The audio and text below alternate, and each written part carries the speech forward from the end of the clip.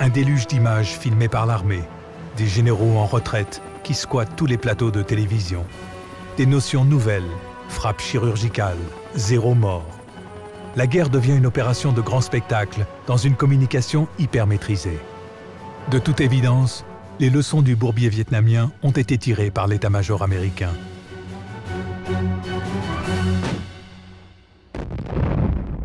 Des images d'un splendide spectacle pour faire oublier la guerre, le déluge de feu qui s'est abattu sur l'Irak.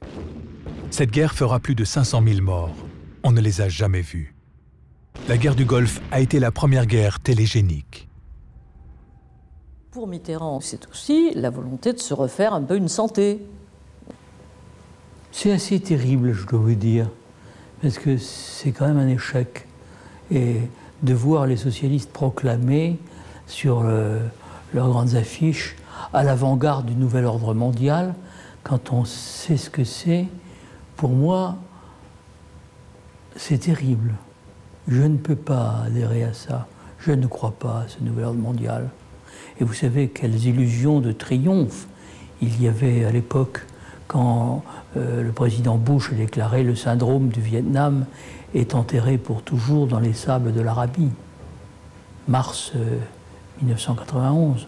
Pour moi, c'est tout mon combat historique. Je dirais depuis l'époque où j'étais sous-lieutenant de SAS, et où j'avais beaucoup de sympathie pour la population algérienne.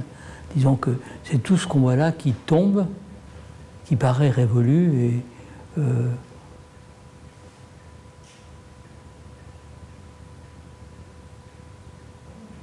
je suis amer, oui, je suis amer, mais en même temps,